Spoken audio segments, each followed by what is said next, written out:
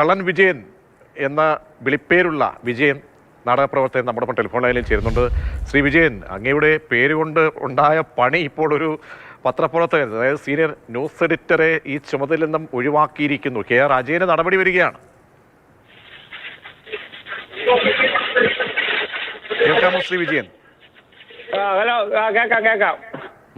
അതായത് അങ്ങയുടെ പേര് മൂലം, ഈ ലേഖനം മൂലം ഒരു പത്രപ്രവർത്തകന് പണി കിട്ടി, അദ്ദേഹത്തിന്റെ ചുമതലയിൽ നിന്ന് നീക്കപ്പെടുന്നു. കെ ആർ അജയനെതിരെ നടപടി വരികയാണ്. എന്ത് തോന്നുന്നു? അത് എനിക്ക് മനസ്സിലായിട്ട് ഭയങ്കര വിഷമമുണ്ട്.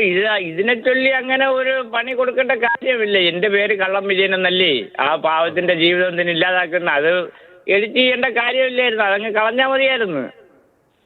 അപ്പോൾ ഈ പ്രശ്നം വഷളാക്കിയതാണ്. വെറും ഒരു പേര്, ആ പേര് ഭാവനയിൽ എഴുത്തുകാരുടെയൊക്കെ ഭാവനയ്ക്ക് അനുസരിച്ചാണല്ലോ, അല്ലെങ്കിൽ ലേഖകന്റെ, പത്രപ്രവർത്തകന്റെ ആ ശീർഷകങ്ങളൊക്കെ, തലക്കെട്ടുകളൊക്കെ ഇടുന്നത്. അപ്പോൾ അത് വല്ലാത്ത രീതിയിൽ വഷളാക്കേണ്ടതില്ലായിരുന്നു. അതിന് വഷളാവാൻ അതിനകത്ത് എന്ത് ഇരിക്കുന്നു? എന്റെ പേര് കള്ളം വിജയൻ എന്നല്ലേ. അതിൽ പിന്നെ വഷളം എന്താ ഇരിക്കുന്നത്? എന്റെ മാതൃഭൂമിയിലെല്ലാം വന്ന പേപ്പറിൽ പത്രം എന്റെ ഇരിപ്പുണ്ടല്ലോ, കള്ളം വിജയൻ എന്ന് കൊടുത്തല്ലോ. പിന്നെ അതിന്റെ എഡിറ്ററൊക്കെ മാറ്റണ്ടേ? പക്ഷേ ദേശാഭിമാനിക്കാർക്ക് ചിലർക്കത് പൊള്ളുകയാണ് ആ പേര്. അതെന്തിനാ പൊള്ളുന്നത്? അത് എന്നെ ഇവിടെ വന്ന് എന്റെ ഇവിടുത്തെ MLA-ക്ക് അറിയാം, മുൻ MLA DK മുരളി സാറിന് അറിയാം, ജില്ലാ മെമ്പറൊക്കെ അറിയാം എന്റെ പേര് കള്ളം വിജയനാണ്. അവരെല്ലാം ഇവിടെ ഒന്ന് അനൗൺസ് ചെയ്യുന്നതല്ലേ CPM-ലുള്ള. അതായത് വിജയൻ ചേട്ടന്റെ പ്രശ്നമല്ല കള്ളനെന്ന് വിളിക്കുന്നത്, വിജയൻ ചേട്ടന്റെ പ്രശ്നമല്ല. അപ്പൊ പ്രശ്നം ദേശാഭിമാനിലെ ഒരു വിഭാഗക്കാർക്കായിരുന്നു ആ തലക്കെട്ട് ആ ദിവസം തന്നെ. കാരണം VS-ന്റെ അനുസ്മരണ ലേഖനം ഇറങ്ങിയ ഒരു വാരാന്ത പതിപ്പാണ്. അപ്പോൾ ആ ദിവസം ഈ ഒരു പേര് വരുന്നതിൽ എന്ത് ശരികേട് ആണുള്ളത് എന്നാണ് അങ്ങേക്ക് തോന്നിയത്? അതില് എന്റെ കള്ളം വീഴുന്നുള്ള പേരും നാടകത്തെ കുറിച്ച് വലിയ വരുന്ന അതിനെന്താ? അതിന് ഒന്നും ഇതിങ്ങനെ ഒരു വിവാദത്തിനുള്ള ഒരു ആവശ്യം അതിനകത്ത് ഇല്ലല്ലോ.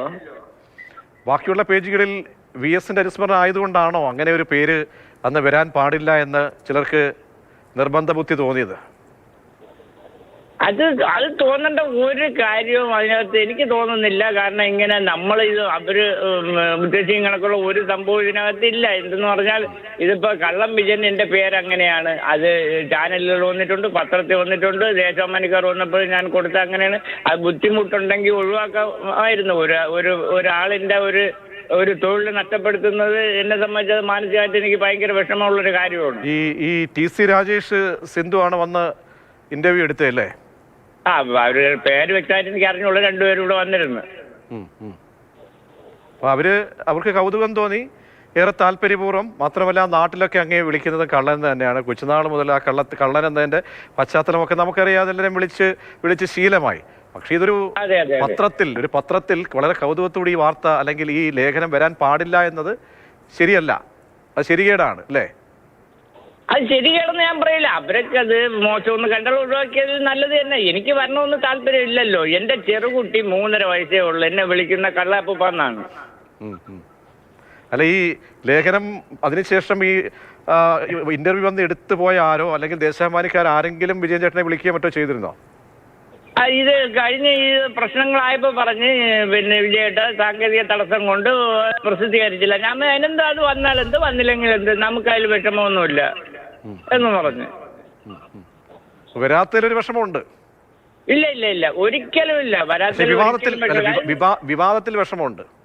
വിവാദത്തിൽ വിഷമമുണ്ട്. മറ്റൊരാളുടെ ഒരു ജീവിതമാർഗം നഷ്ടപ്പെട്ടു പോകുന്നതിൽ വിഷമമുണ്ട്. ഞാനായിട്ട് അങ്ങനെ വരുമ്പോൾ എനിക്ക് മനസ്സിലായിട്ട് വിഷമമുണ്ട്. അതൊന്നും ഉണ്ടാവാൻ പാടില്ലാത്തതാണ്.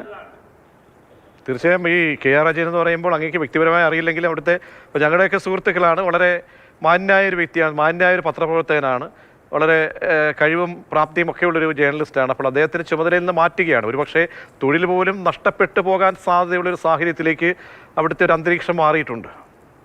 അത് എന്റെ ഒരു പേര് നിമിത്തം വന്നതിൽ അതിലെന്താണ് തെറ്റിദ്ധാരണ വന്നതെന്ന് എനിക്ക് അറിഞ്ഞുകൂടാ. അത് എനിക്ക് മാനസികമായിട്ട് ഭയങ്കര വിഷമമുണ്ട്. അങ്ങനെ ഒരിക്കലും വരാൻ പാടില്ല എന്നാണ് എൻ്റെ ഒരു ആഗ്രഹം. കാരണം ഞാനും കൂലിപ്പണിക്കാരനാണ്, നമ്മളും കഷ്ടപ്പെട്ട് ജീവിക്കുന്നവരാണ്. ഓരോരുത്തർ ഓരോ സ്ഥാനത്തിരിക്കുമ്പോൾ അത് നഷ്ടപ്പെട്ടു പോകുന്നതിൻ്റെ ഒരു ദുഃഖം നമുക്കുണ്ട്. അതിന് തക്ക ഒരു പ്രശ്നങ്ങളുമില്ല.